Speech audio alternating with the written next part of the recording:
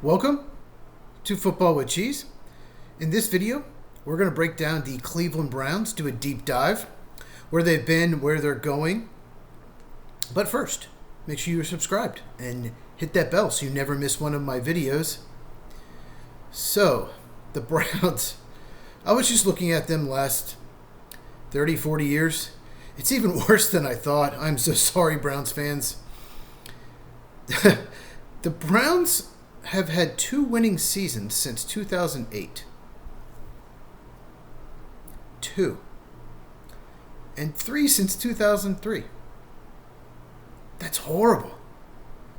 In fact, they have not won the division since 1989. I barely remember football back then. The quarterback was Bernie Kosar. By the way, thoughts and prayers to him. He needs a liver transplant. And it says here he had to have some procedures to stop internal bleeding as he awaits the liver transplant. So prayers for Kosar and his family.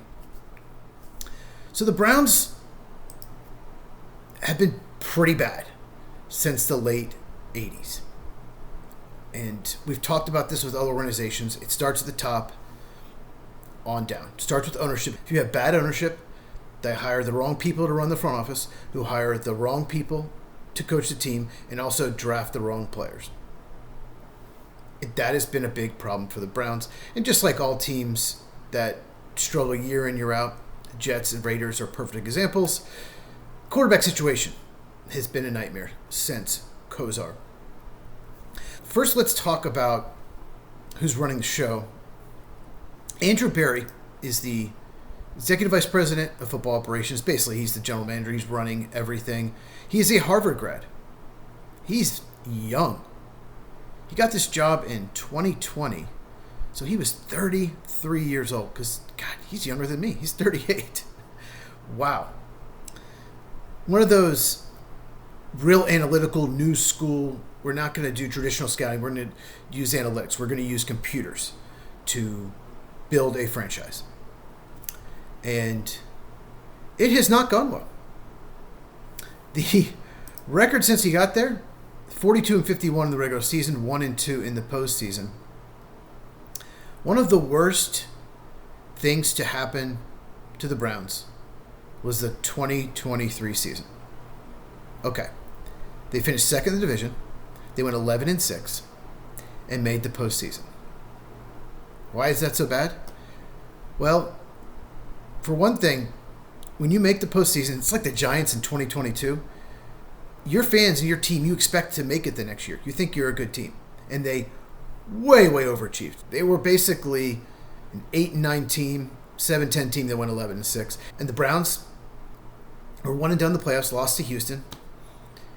And because of that, the owners decided to, I'm pulling it up here, give Andrew Berry and Kevin Stefanski, the head coach, contract extension. Now, Kevin Stefanski won Coach of the Year that season. He came over from Minnesota. He was an assistant there for many years. Was only an offensive coordinator, I think, for 2 years when he got the job. I don't know how good a coach he is. More on that in a second. But you should never give people contract extensions for one good season.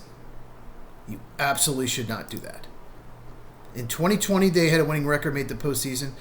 And then in 2021, 8 wins, 2022, 7 wins, and 11 wins. And I think it's going in the right direction. It was not.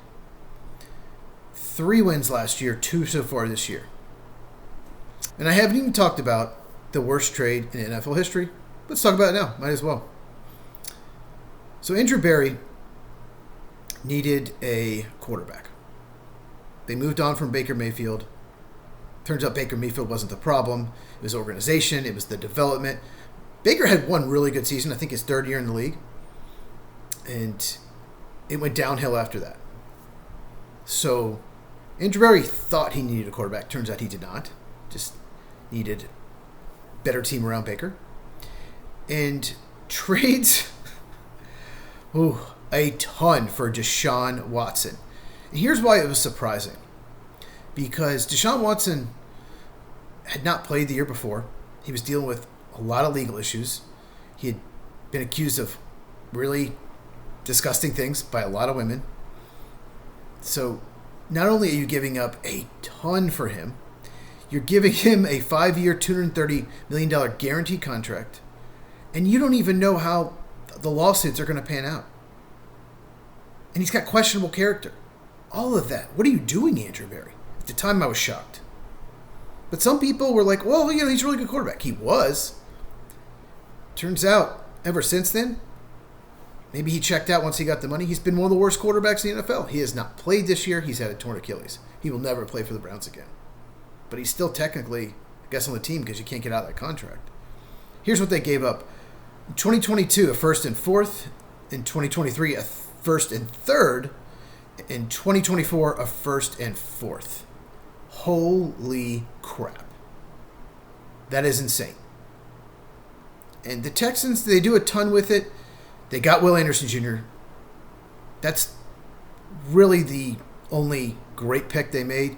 Tank Dell was a good pick if he ever stays healthy. So Texans maybe didn't do enough with it. Will Anderson Jr. is one of the better young pass rushers in the NFL still. That's an awful, awful trade. And that is one of the main reasons they still don't have a quarterback. And the roster is pretty terrible. Because in the 2022 season, didn't pick till the third round. 2023 season, didn't pick till the third round. 2024 season, didn't pick till the second round. No first-round picks in all 3 of those years, and no second-round picks in 2022 and 2023. So those drafts were not very good. I'm just looking at the players they got. Whew. Took a kicker in the 4th round in 2022. What? Most of these picks are just bad. And this year, I did like some of their picks. I love the trade down move from 2 to 5. They could have had Travis Hunter or Abdul Carter. The rumor was if they kept the pick, they were going to take Travis Hunter.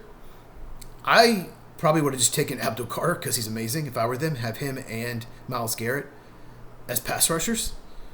Would have been the best duo in the NFL. But I like the move down. You have the Jaguars' first-round pick next year, and probably going to be in the teens. And you get Mason Graham, who's been solid, not great, really talented though. I don't think he has an upside of all-pro, but I think he has the upside of being a very good defensive tackle. And then you get Carson Schlesinger, first pick of the second round. Shocked that he was available. I heard from a lot of sources that he was going late first round. And he's been a stud. In fact, he had a high ankle sprain and came back 2 weeks later. Future's bright for him. Quinshon Judkins had some off-the-field stuff, but I like that pick. Dylan Sampson, another running back in the 4th round. Harold Fannings looked really good 3rd round as a fullback tight end hybrid, not much of a blocker. Didn't love the quarterback selections. Dylan Gabriel hasn't looked good. Shadur Sanders, why even bring that whole show into your locker room?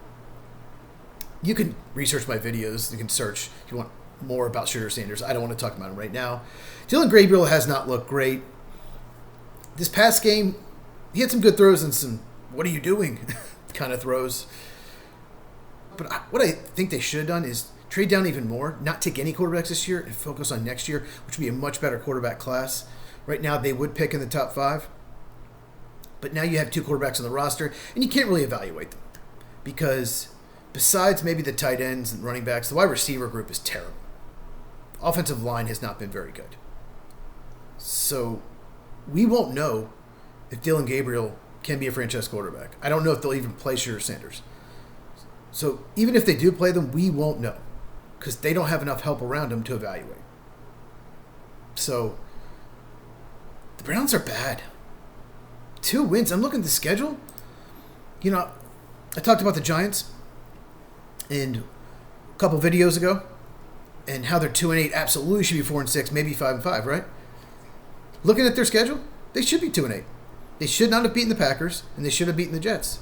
Every other win and loss probably should have happened. The only game where you say, oh yeah, they definitely won that game was against the Dolphins. The Packers just gave them the game. How could you lose to the Jets where they had 54 yards passing, most of it on one play? Give up 2 special teams touchdowns. Horrible.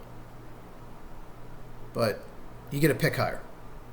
That game, I know it's devastating, but that game will help you in April. The Jets winning and you losing. So I've said this before on the channel. I'll say it again. If you're not a contender, lose as many games as possible. Pick as high in the draft as you possibly can, because it's not about picking higher necessarily. It's about what you can get if you move down as well. It's about draft capital. And the Browns, probably along with the Jets, will have as much draft capital as anyone. So looking at the schedule going forward, Ravens at home, they're not going to win that. Although Lamar Jackson has a sore knee, we'll see what happens. At the Raiders, they could win that. Probably not going to beat the 49ers at home. Titans at home, probably going to win that. And then at the Bears, Bills, probably not going to win that. Steelers at home, could win that. At the Bengals, could win that. Depends if Burrow plays. So there are some winnable games in schedule. So I was looking into the length of the contract extensions for Stefanski and Barry. Couldn't find it. Guess they're keeping it private. I don't know. If any of you know, Browns fans in the comments, let me know, because I would like to. Because how does Andrew Barry have work? He cannot possibly keep his job. He's done a terrible job. He is not drafted well. He made the worst move in the NFL history. Guaranteed contract, giving up all those picks. That's why the roster's bad. Kevin Stefanski, I don't know if he's a good coach or not, but he's not done a good job this year. It might be time to just move on from Barry. I don't call for firing, except for Matt LaFleur. He needs to be fired. But I would, if I'm the owner, I would move on from Barry. And bring a new GM by the end of the year and let him evaluate Kevin Stefanski. That is what I would do. Let's quick break down the roster, because there's a lot of veterans just not playing well for the Browns. One of the reasons they're so bad the last couple of years. Obviously Dylan Gabriel has struggled. Rookie Isaiah Bond, he hasn't played well. None of the receivers have. Jerry Jeudy, 90 catches last year.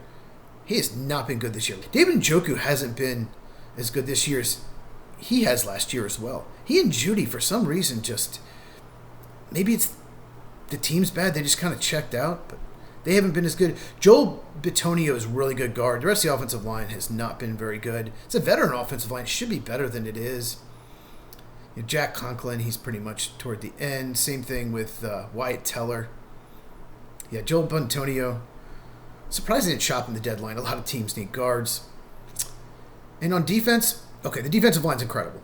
Myles Garrett is the best defensive player in the NFL, period. Not edge rusher, defensive player. He's one of the best ever, probably the best pass rusher since Reggie White. He is that good.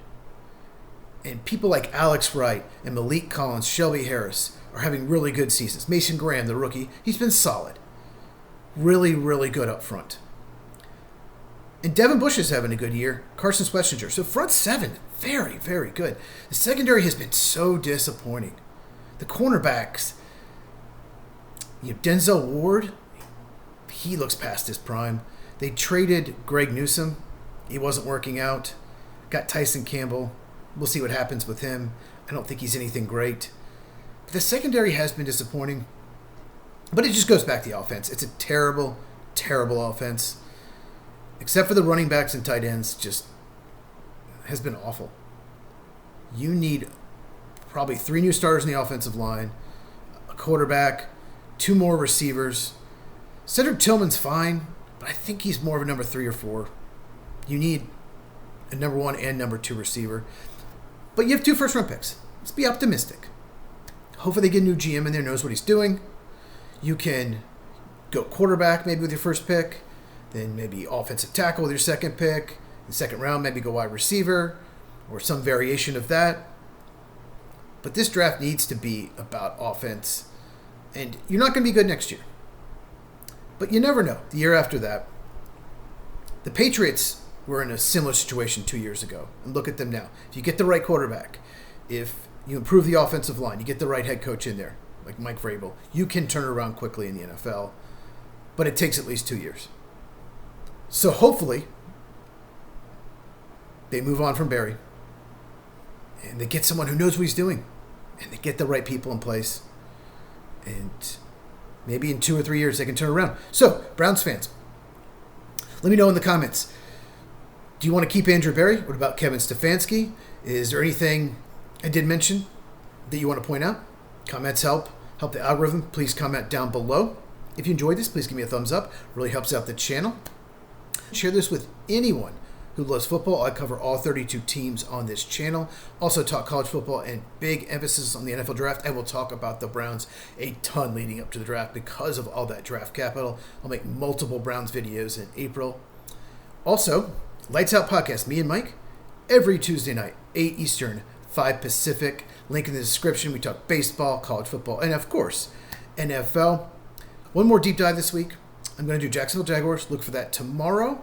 Check these out if you have not, and I'll see you in the next video.